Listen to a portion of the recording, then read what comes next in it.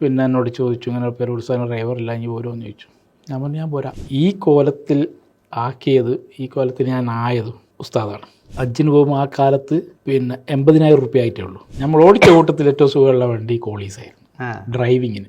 എത്ര നേരം വൈകി വന്നാലും പരമാവധി കുട്ടികളെ ക്ലാസ് എടുക്കാൻ ഉസ്താദ് ഭയങ്കര താല്പര്യം കാണിക്കും. ഉസ്താദുകൾ കണ്ടതല്ലാതെ ഉസ്താദ് പറയൂല. ഉസ്താദിന് ഒരു വിഷയം പറയണമെങ്കിൽ ഉസ്താദ് നേരിട്ട് കാണണം. ഇവിടെ വന്നാൽ ഭയങ്കര സ്വീകരണം. അതായത് നമ്മൾ വിചാരിക്കുന്നതിന് അപ്പുറമുള്ള സ്വീകരണമാണ്. അന്നൊരു സുമോ ആയിരുന്നു, ടാറ്റ സുമോ. AC ഒന്നും ഇല്ലാത്തൊരു ടാറ്റ സുമോ. ഞങ്ങൾ അതില്ലാത്ത യാത്രയായിരുന്നു. ഒരു വിഷമം കാണുമ്പോൾ വണ്ടി ഒന്ന് ഞാൻ ചവിട്ടിയപ്പോൾ എറിഞ്ഞ് വണ്ടി അന്ന് ഫോർച്യൂണറാണ്, പുതിയ വണ്ടിയാണ്. എറിഞ്ഞ് ഗ്ലാസ് പൊട്ടിച്ചത്. ഒരു മനസ്സ് വേദനിപ്പിക്കുന്ന ഒരു വാക്ക് എനിക്ക് അനുഭവപ്പെട്ടില്ല ഇതുവരെ ഇത്ര കാലമായിട്ട്. മാദിൻ അപ്ഡേറ്റ്സിൻ്റെ പുതിയൊരു വീഡിയോയിലേക്ക് എല്ലാവർക്കും സ്വാഗതം. ഇന്ന് നമ്മളുടെ കൂടെ നമ്മുടെ സ്റ്റുഡിയോയിലുള്ളത് ഒരു വിശിഷ്ട വ്യക്തിത്വമാണ്. കഴിഞ്ഞ 30 വർഷത്തിലധികമായി ഷെയ്ഖുന പേരോട് ഉസ്താദിൻ്റെ കൂടെ അദ്ദേഹത്തിൻ്റെ സാരഥിയായിട്ട് അദ്ദേഹത്തിൻ്റെ കൂടെ തന്നെ കഴിയുന്ന ഒരാളാണ് ഇന്ന് നമ്മളുടെ കൂടെ നമുക്ക് കിട്ടിയിട്ടുള്ളത്. കുറ്റ്യാടിക്കാരനായിട്ടുള്ള അബ്ദുറഹ്മാൻ ക, അവരുടെ ഭാഷയിൽ പറഞ്ഞ അന്ത്രുക്ക അല്ലേ. അസ്സലാമു അലൈക്കും. മാദിൻ അപ്ഡേറ്റ്സിലേക്ക് സ്വാഗതം.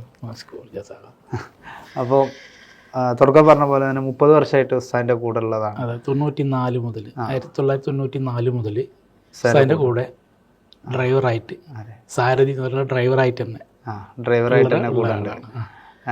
എങ്ങനെയാണ് ഉസ്താദിലേക്ക് എത്തുന്നത്? എങ്ങനെയാണ് 94 മുതലാണ് ഡ്രൈവറായിട്ട് വരുന്നതെന്ന് പറഞ്ഞാൽ എങ്ങനെയാണ് ആ ഡ്രൈവർ ഇതിലേക്ക് തസ്തികയിലേക്ക് എത്തുന്നത്? ഉസ്താദിന് ആദ്യം 2-3 ഡ്രൈവർ ഉണ്ടായിരുന്നു. അപ്പം ലാസ്റ്റ് ഒരാൾ അംബാസഡർ ആയിരുന്നു വണ്ടി. ആ വണ്ടി ചെറിയ ആക്സിഡൻ്റായി. അപ്പോൾ അത് കഴിഞ്ഞാണ് ഉസ്താദ് ഗൾഫിലേക്ക് പോയിരുന്നു. പിന്നെ ആ വണ്ടി വർക്ക്ഷോപ്പ് കൊണ്ടുപോയി പണിയൊക്കെ കഴിപ്പിച്ച് കൊണ്ടുവച്ചപ്പോൾ ഡ്രൈവറില്ല. അങ്ങനെ TT ഉസ്താദ്, TT അബൂക്കർ ഫൈസി എന്ന് പറഞ്ഞാൽ നമ്മളവിടുത്തെ സ്റ്റാഫായിരുന്നു. മൂപ്പരും വേറൊരാളും കൂടി നമ്മളെ നാട്ടിൽ വന്ന് എന്നെ കണ്ടു. എന്നോട് പറഞ്ഞു ഇങ്ങനെ പേരോട് ഉസ്താദിന് ഡ്രൈവറില്ല ഇനി പോരുമെന്ന് ചോദിച്ചു. നിങ്ങളിതിനു മുന്നേ ഡ്രൈവർ? ഞാൻ അതിൻ്റെ മുമ്പ് ടാക്സിയിലായിരുന്നു. ടാക്സി പോയിക്കൊണ്ടിരിക്കുന്ന കാലത്താണ്. അതെ, 94 ആണ് ഞാൻ 87 എൻ്റെ ലൈസൻസ്, ഡ്രൈവിംഗ് ലൈസൻസ് എടുക്കുന്നത്. 987 മുതൽ പിന്നെ അന്ന് പെട്രോൾ ജീപ്പിലായിരുന്നു. ലെഫ്റ്റ് ഹാൻഡ് ഡ്രൈവ് പെട്രോൾ ജീപ്പിലായിരുന്നു ഞാൻ. ലെഫ്റ്റ് ഹാൻഡ് ഡ്രൈവ് പെട്രോൾ ജീപ്പിൽ, മുറിയൻ ജീപ്പിലായിരുന്നു. അതിലാണ് ഞാൻ പോയിക്കൊണ്ടിരുന്നത്. പിന്നെ ഡീസൽ വണ്ടിയിലേക്ക് കയറി. ഡീസൽ വണ്ടിയിൽ നിന്നാണ് ഞാൻ ഡ്രൈവിംഗ് പഠിച്ചത്, പ്രാക്ടീസ് ചെയ്തത്. പിന്നെ പോയതും ലെഫ്റ്റ് ഹാൻഡ് ഡ്രൈവ് പെട്രോൾ വണ്ടിയില്ല, പെട്രോൾ ജീപ്പിൽ. ഇപ്പം പെട്രോൾ ജീപ്പ് പറഞ്ഞാൽ ചിലപ്പോൾ എല്ലാവർക്കും ലെഫ്റ്റ് ഹാൻഡ് ഡ്രൈവും കൂടിയായിരുന്നു. അങ്ങനെ പിന്നെ അപ്പം ഞാൻ ടാക്സി പോയിക്കൊണ്ടിരിക്കുന്ന കാലത്ത് ഞാൻ എൻ്റെ ചെറിയൊരു അങ്ങാടിയാണ്, കായക്കൊടി അങ്ങാടി എന്ന് പറയുന്നത്. അവിടെ ഇരിക്കുമ്പോൾ ഇവർ വന്ന് കണ്ടു. പിന്നെ എന്നോട് ചോദിച്ചു ഇങ്ങനെ പേരോട് ഉസ്താദിന് ഡ്രൈവറില്ല ഇനി പോരുമെന്ന് ചോദിച്ചു. ഞാൻ പറഞ്ഞു ഞാൻ പോരാ, റെഡിയാണ്. അതാണ് റെഡിയാണ്. അപ്പോൾ ഉസ്താദ് നാട്ടിലില്ല. അപ്പം ഉസ്താദ് നാട്ടിൽ വന്ന് ഞാൻ അറിയിക്കാം, അപ്പം വരണമെന്ന് തന്നെ. അങ്ങനെയാണ് ഉസ്താദിൻ്റെ കൂടെ കയറുന്നത്. പിന്നീട് അങ്ങോട്ട് 30 വർഷത്തോളം 30 വർഷത്തിൻ്റെ ഇടയ്ക്ക് കുറഞ്ഞൊരു കാലം എനിക്ക് വീട്ടിൽ ചില വിഷയങ്ങളെല്ലാം ഉണ്ട്. കുറച്ചൊരു ഇടവേള ഇല്ലാണ്ടായിട്ടുണ്ട്. ഇതിൻ്റെ ഇടയിൽ ചെറിയൊരു ഗ്യാപ്പ് ഉണ്ടായിട്ടുണ്ട്. അപ്പോൾ ആ സമയത്ത് പിന്നെ കുറച്ച് അവിടെ ലൈൻ ബസ്സിൽ വടകര തൊട്ടിൽ പാലം പോകുന്ന ബസ്സിൽ ഡ്രൈവറായിട്ടും, പിന്നെ പിക്കപ്പ് ലൈറ്റർ കഴിഞ്ഞ് പിന്നെയും രണ്ടാമത് ഉസ്താദിൻ്റെ അടുത്ത് തന്നെ കയറിയത്. പിന്നെ ഇറങ്ങിയിട്ടില്ല. അത്യാവശ്യം എല്ലാ വണ്ടികളും നമ്മൾ ഓടിച്ചിട്ടുണ്ട്. ഏകദേശം വണ്ടികൾ ഓടിച്ചിട്ടുണ്ട്. Lorry, bus, jeep, pickup. Autorickshaw പോയിട്ടില്ല. ബൈക്കുണ്ട്, എല്ലാ ബൈക്കും ഓടിക്കും. ഇപ്പോൾ ഒരു സ്കൂട്ടിയാണ് വീട്ടിൽ പോകാൻ വരാനോ സ്കൂട്ടി.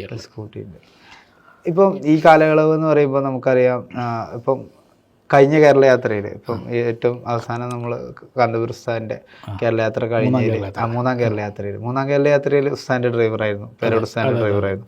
2ാം കേരള യാത്രയിലും ഉസ്താദിൻ്റെ കൂടെയായിരുന്നു. 1ാം കേരള യാത്രയിലും ഉസ്താദിൻ്റെ. ഈ 3 കേരള യാത്രയിലും ഉസ്താദിൻ്റെ കൂടെ തന്നെയാണ്. അങ്ങനത്തെ ഒരു ഭാഗ്യം എനിക്ക് തോന്നുന്നു വേറെ ആർക്കും അങ്ങനെ ഒരു ഉസ്താദിൻ്റെ ഡ്രൈവറായിട്ട് ഇങ്ങനെ പോകാനുള്ള വലിയ ഭാഗ്യം തന്നെയാണ്. ഉസ്താദിൻ്റെ കൂടെ, കാന്തപുരം ഉസ്താദിൻ്റെ കൂടെ 3 കേരള യാത്രകളിലും. അതിൻ്റെ ഒരു അനുഭവം എന്ന് പറയാം. അനുഭവം എന്ന് പറഞ്ഞാൽ പിന്നെ ആദ്യ കേരള യാത്രയിൽ ലത്തീഫ്ക്കായിരുന്നു ഉസ്താദിൻ്റെ ഡ്രൈവർ. കാന്തപുരത്തുള്ള പൂനൂരിലെ ഉസ്താദിൻ്റെ AP ഉസ്താദിൻ്റെ വീട്ടിൻ്റെ അടുത്തുള്ള ലത്തീഫ്ക്കായിരുന്നു. അന്ന് ഇസുസു ട്രൂപ്പറായിരുന്നു വണ്ടി, ആ മൂപ്പര വണ്ടി. എനിക്ക് തോന്നുന്നു നമ്മളെ വണ്ടി ഒന്നുകിൽ കോളീസ്, നമ്മളിങ്ങനെ മാറി മാറി വരുന്നതുകൊണ്ട് ഒന്നുകിൽ കോളീസ് അല്ലെങ്കിൽ ഇന്നോവ ആണ് എന്ന് തോന്നുന്നു അന്നത്തെ. അല്ലെങ്കിൽ ഓപ്പൽ ആസ്ട്ര ക്ലബ്ബ് എന്ന് പറഞ്ഞിട്ടൊരു വണ്ടി ഉണ്ടായിരുന്നു, ഓപ്പലിൻ്റെ, പിന്നെ ജർമ്മൻ മോട്ടോഴ്സിൻ്റെ ഒരു വണ്ടിയില്ല. അതാണോ എന്ന് സംശയമുണ്ട്, നല്ല ഓർമ്മയില്ല. അതിലിങ്ങനെ നല്ല രസമായിരുന്നു. കുറേ ആൾക്കാരുണ്ടായിരുന്നു നമ്മളെ, പിന്നെ വാളണ്ടിയേഴ്സും പിന്നെ SSFകാരും SVSകാരും. നല്ലൊരു യാത്രയായിരുന്നു കാസർഗോഡ് മുതൽ തിരുവനന്തപുരം വരെ. നല്ല ഒരു ആത്മീയതയുള്ള യാത്രയായിരുന്നു ഒന്നാം കേരള യാത്ര. അത് തന്നെ രണ്ടാം കേരള യാത്രയ്ക്ക് പിന്നെ നമ്മളവിടെയുള്ള തൂവക്കുന്നുമുള്ളൊരു ഷൗക്കത്ത് എന്ന് പറഞ്ഞ ഒരാളുണ്ട്. അവന് ദുബൈയിലാണ്. അവൻ്റെ ഒരു പുതിയ വണ്ടി ഉണ്ടായിരുന്നു, GMC. അത് കേരള യാത്രയ്ക്ക് വേണ്ടിയിട്ട് അവൻ അവിടെ നിന്ന് കൊണ്ടുവന്നു. ലെഫ്റ്റ് ഹാൻഡ് ഡ്രൈവ് വണ്ടിയാണ്. അതാണ് ഉസ്താദ് അന്ന് കേരള യാത്രയ്ക്ക് അന്ന് ഉപയോഗിച്ച വണ്ടി. അതിലായിരുന്നു യാത്ര. നല്ല റാഹത്തുള്ള യാത്രയായിരുന്നു. മൂന്നാം കേരള യാത്രയ്ക്ക് വന്നപ്പോൾ ഞാൻ പിന്നെ ആദ്യം മംഗലാപുരത്ത് നിന്ന് ദിയാറത്ത് കഴിഞ്ഞ്, ഉള്ളാർന്ന് ദിയാറത്ത് കഴിഞ്ഞ് കാസർഗോഡ് നിന്ന് തുടങ്ങിയാണ്. ഞാൻ കണ്ണൂരിൽ നിന്നാണ് ഞാൻ കൂടുന്നത്. കാസർഗോഡ് നിന്ന് ഞാനില്ല. അത് കാരണം അവിടെ പിന്നെ ഒരാളൊരു വണ്ടി എടുത്തപ്പോൾ ഉസ്താദിനോട് പറഞ്ഞ്, പിന്നെ കാസർഗോഡ് മുതൽ കണ്ണൂർ വരെ നമ്മളെ വണ്ടിയിൽ യാത്ര ചെയ്യണം ഉസ്താദ് എന്ന് പറഞ്ഞുകൊണ്ട് എന്നോട് എന്നാൽ പിരിഞ്ഞ് കണ്ണൂരിൽ നിന്ന് കൂടിയാൽ മതി. അങ്ങനെ കണ്ണൂരിൽ നിന്നാണ് കൂടുന്നത്. ഈ ഇപ്പം യാത്രകളിൽ ഇപ്പം മൊത്തം എല്ലാ യാത്രകളിലും ഉസ്താദിൻ്റെ കൂടെയുള്ള എല്ലാ യാത്രകളും ഉസ്താദിൻ്റെ ഒരു യാത്രകളിൽ ഉസ്താദ് എങ്ങനെയായിരിക്കും, ഉസ്താദിൻ്റെ ഒരു കാര്യങ്ങൾ എങ്ങനെ നമുക്കറിയാം ഉസ്താദ് കിതാബിലും ഇതിലൊക്കെ ആയിട്ടായിരിക്കും ഉണ്ടാവുക.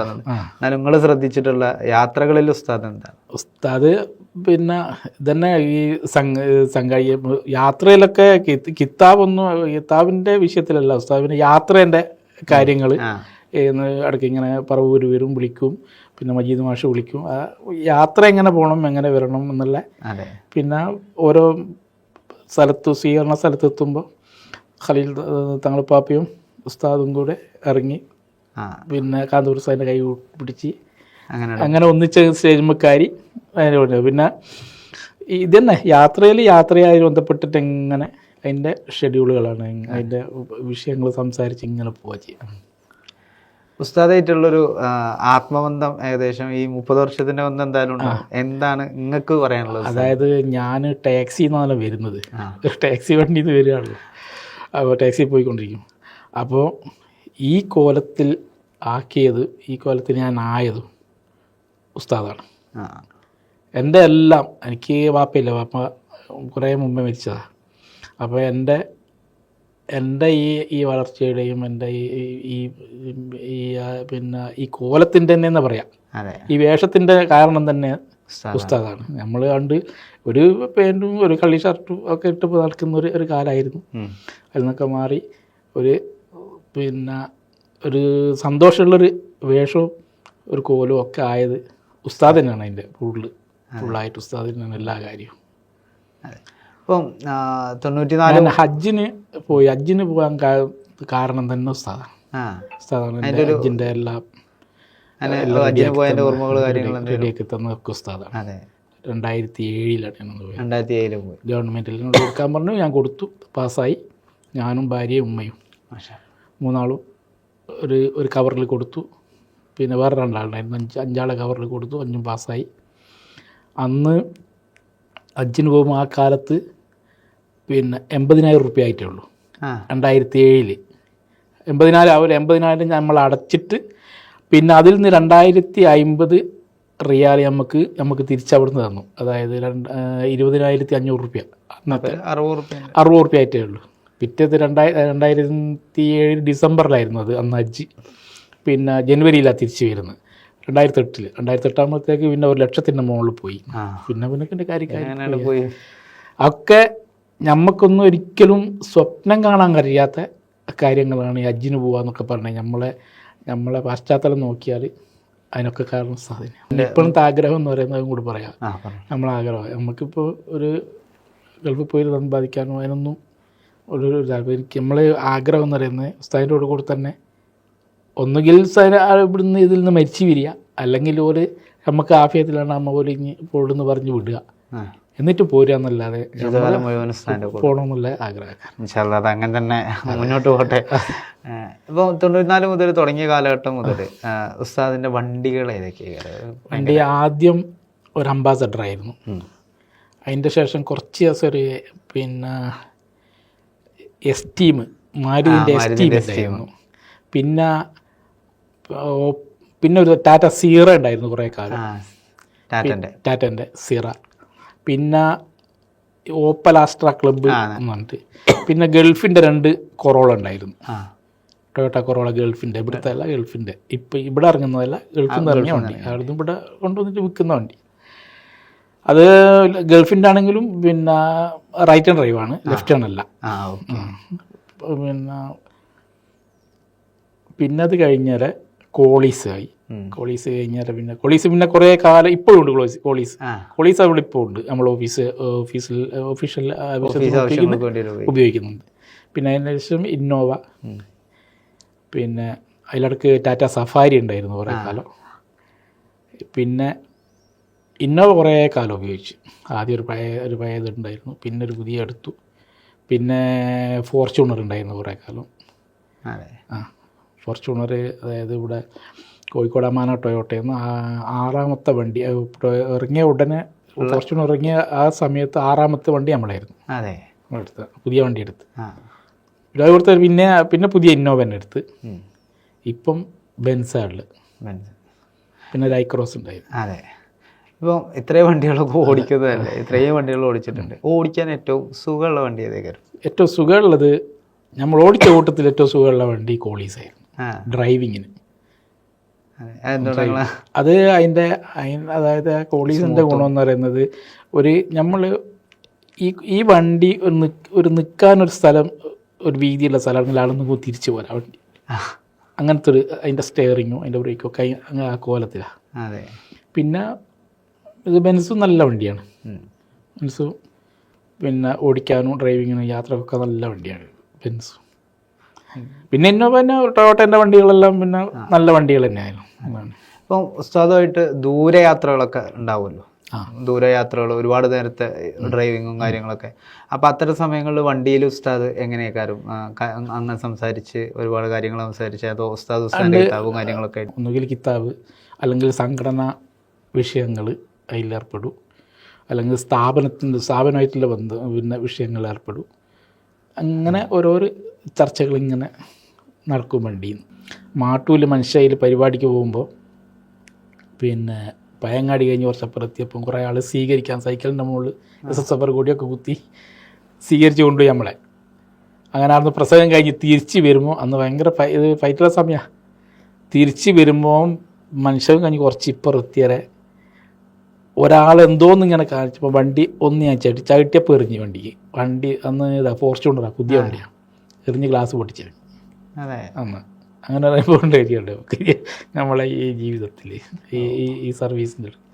എന്നിട്ട് ഞാൻ വണ്ടിയായിട്ട് അങ്ങനെ ഈ ഏറുകളുടെ ഗ്ലാസ് ഫുള്ള് പൊട്ടി. ഈ പൂവിലല്ലോ പോയി പഞ്ചസാര നിൽക്കും പോലെ നിൽക്കുമല്ലേ, പഞ്ചസാരൻ്റെ ഇത് നിൽക്കും പോലെ നിൽക്കുമല്ലോ ഗ്ലാസ് പൂവ്. ചെറിയൊരു ഗ്യാപ്പ് ഉണ്ടായിരുന്നു, ആ ഗ്യാപ്പ് പൂവ് ഓടിച്ച് അടിച്ച് വിട്ട് നുടഞ്ഞ് വേഗം വിട്ട വണ്ടി, നിർത്തേണ്ട വണ്ടിയാണ്, നേരെ പഠിച്ചു പോന്നു. അങ്ങനെ നമ്മളങ്ങനെ തന്നെ നാട്ടിലെത്തി. അപ്പോൾ ഉസ്താദിന് ഞാൻ വണ്ടി കമ്പനി കൊണ്ടുപോയി ഗ്ലാസ് മാറ്റി.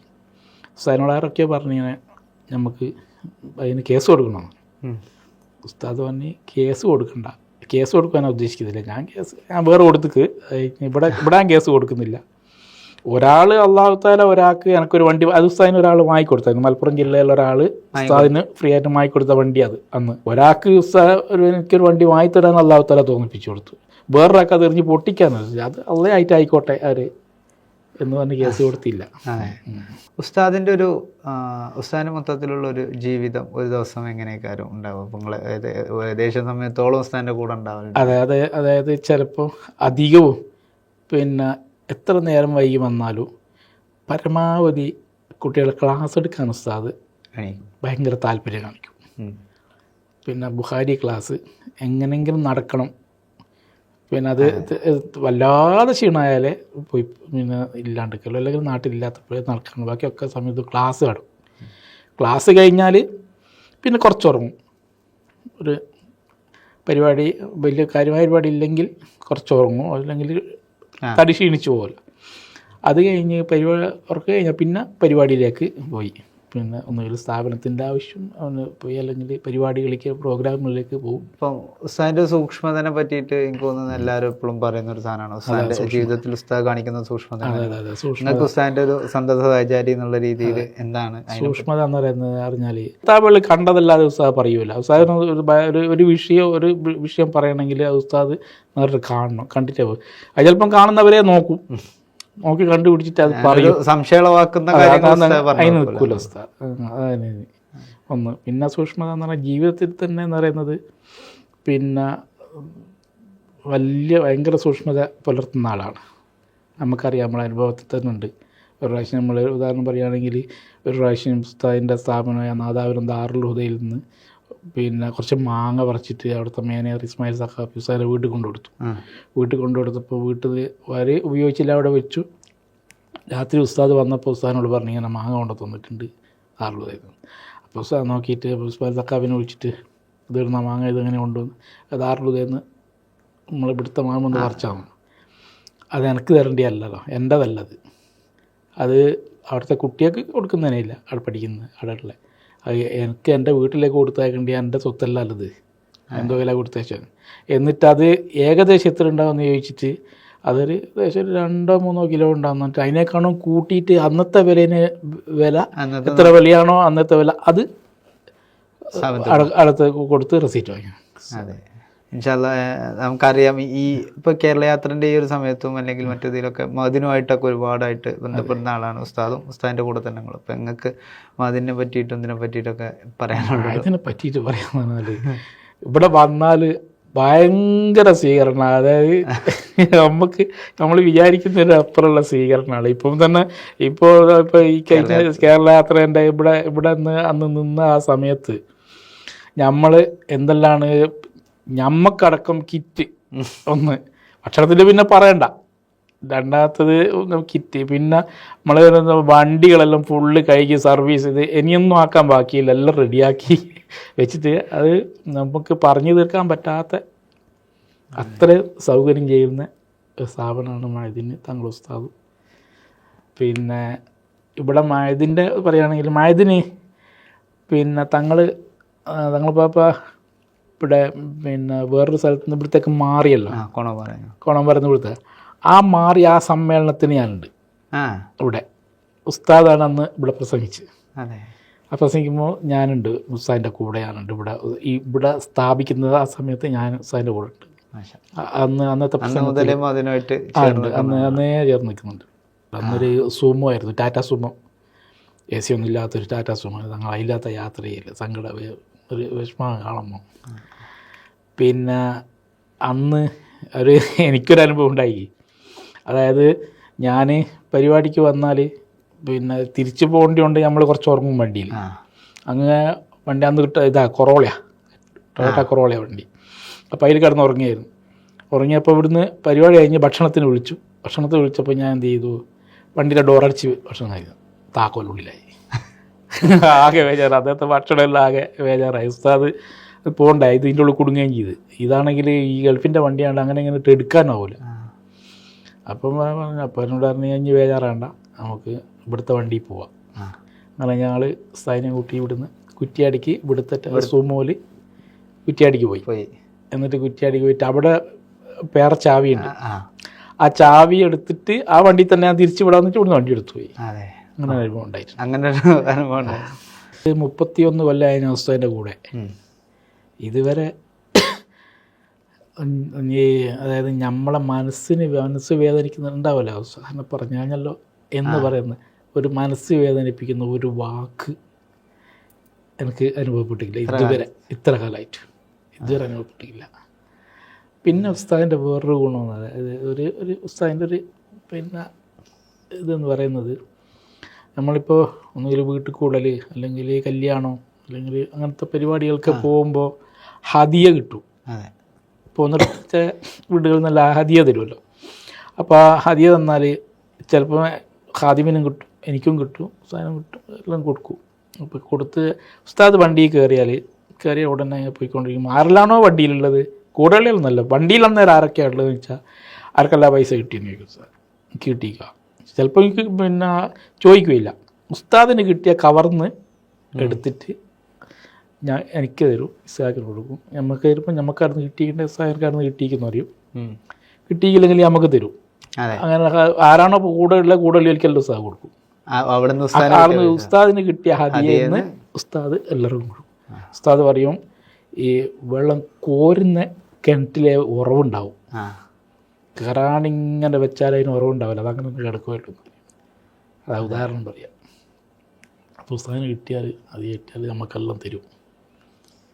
അങ്ങനെ ഒരു ശീലമുണ്ട് ഉസ്താദിന്. പല ഉസ്താദന്മാർക്ക് ഉണ്ടാവുക ആ ശീലം. നമ്മളതെല്ലാം അറിയോ, പലരും കൊടുക്കുന്നുണ്ട്, പലരും കൊടുക്കും. പിന്നെ അങ്ങനെ ഉസ്താദിന് ഒരാൾക്ക് കിട്ടിയാൽ മറ്റൊരുക്കും കൊടുക്കുക എന്നുള്ളത് അത് ഉസ്താദിൻ്റെ ഒരു ശീലമാണ്. മറ്റൊരിക്കും കൊടുക്കുന്നുണ്ടാവും, അത് നമ്മളറിയില്ല. നമ്മൾ ഉസ്താദിൻ്റെ അല്ല നമ്മൾ പറയുന്നത്. വേറൊരു ദിവസം നമുക്ക് ഇതേപോലെ ഒന്നും കൂടി കൂടാൻ. വലൈക്കും അസ്സലാം.